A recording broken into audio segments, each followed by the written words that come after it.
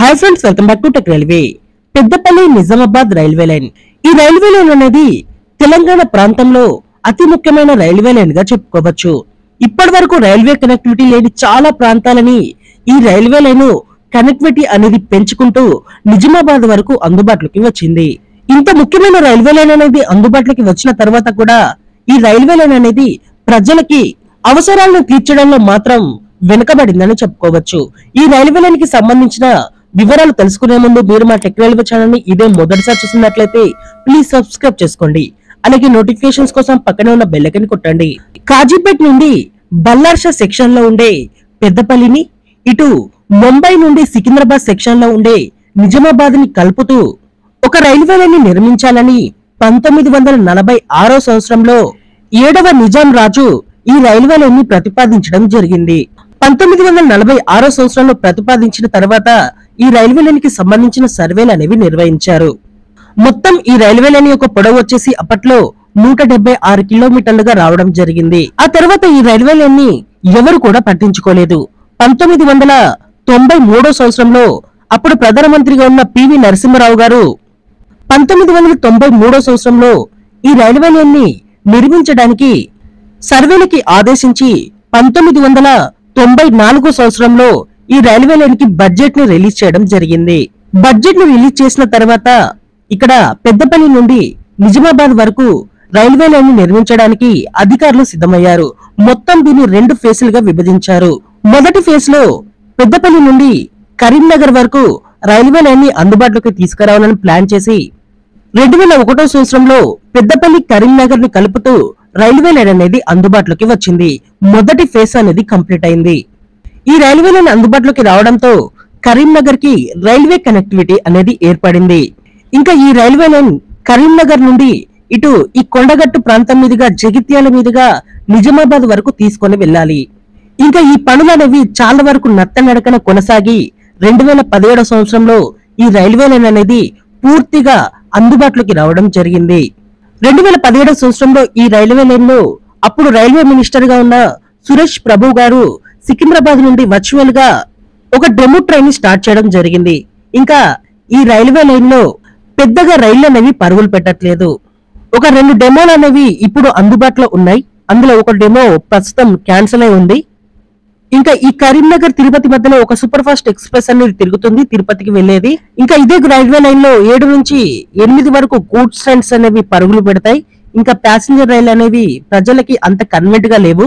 ఇప్పుడు ఈ railway line యొక్క వేగాన్ని రైల్వే శాఖ పెంచడం జరిగింది. మొన్నటి వరకు 100 కిలోమీటర్లకి ఉన్న ఈ రైల్వే లైన్ ని ఇప్పుడు 110 కిలోమీటర్లకి అప్డేట్ చేయడం జరిగింది. ఈ రైల్వే లైన్ లో 110 కిలోమీటర్ల వేగంతో వెళ్లడానికి రైళ్లకి పర్మిషన్ అనేది దొరికింది. అలాగే పెద్దపల్లి నిజామాబాద్ రైల్వే లైన్ ని డబులింగ్ చేయడానికి రైల్వే శాఖ ఆమోదాన్ని కూడా చేయడం జరిగింది. 2024లో దీనికి సంబంధించిన బడ్జెట్ ని కూడా అలొకేట్ చేసింది.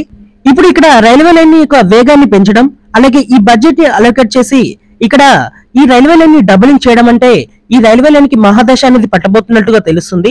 ఎందుకంటే ఒకసారి మనం ఈ రైల్వే లైన్ కి సంబంధించిన మ్యాప్ అనేది చూస్తూ ఎక్స్ప్లెయిన్ చేసుకుందాం. ఇది వచ్చేసి పెద్దపల్లి నిజామాబాద్ రైల్వే లైన్ యొక్క మ్యాప్. ఇది ఇక్కడ మీకు ఈ రెడ్ లైన్ కనిపిస్తుంది కదా, ఇదే కొత్తగా అందుబాటులోకి వచ్చిన రైల్వే లైన్. ఇది పెద్దపల్లి, ఇది కరీంనగర్. ఈ మధ్యన దూరం వచ్చేసి 33 కిలోమీటర్ల వరకు ఉంటుంది. ఈ కరీంనగర్ పెద్దపల్లి మధ్యలో మనకి ఇప్పుడు సూపర్ ఫాస్ట్ ఎక్స్ప్రెస్ అనేది నడుస్తుంది, తిరుపతికి వెళ్లేది. ఇంకా అంతే, ఇంకా పెద్ద రైలు ఏమి లేవు. ఆ తర్వాత ఈ కరీంనగర్ నుంచి నిజామాబాద్ వరకు 2 డెమోలు అనేవి నడుస్తున్నాయి. ఇందులో ఒక డెమో ప్రస్తుతం క్యాన్సిల్ అయి ఉంది, ఒక డెమో మాత్రం సేవలు అనేది అందిస్తుంది. ఈ పెద్దపల్లి నిజామాబాద్ ఈ రైల్వే లైన్ ని ఇప్పుడు డబులింగ్ చేయడానికి రైల్వే శాఖ ప్లాన్ చేస్తుంది. దీనికి సంబంధించిన బడ్జెట్ ని కూడా రిలీజ్ చేయడం జరిగింది. ఈ పెద్దపల్లి కరీంనగర్ మధ్యలో ఉన్న రైలు యొక్క వేగం వచ్చేసి 100 కిలోమీటర్లు ఉంటుండే, దీన్ని ఇప్పుడు 110 కిలోమీటర్లకి అప్డేట్ చేయడం జరిగింది. ఇక మీదట ఈ పెద్దపల్లి నిజామాబాద్ సెక్షన్ లో మనకి రైలు యొక్క వేగం అనేది 110 కిలోమీటర్లుగా ఉంటుంది. ఇక్కడ రైలు యొక్క వేగాన్ని పెంచడానికి మెయిన్ రీజన్ వచ్చేసి ఇక్కడ రైలు యొక్క సంఖ్యను పెంచడానికే.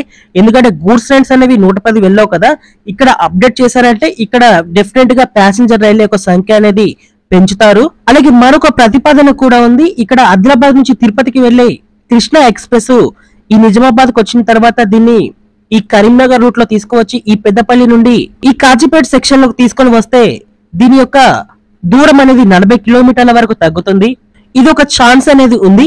అలాగే మరొకటి వచ్చేసి ఈ పెద్దపల్లి నుండి చాలా ట్రైన్స్ అనేవి ప్రయాణిస్తాయి సికింద్రాబాద్ కి.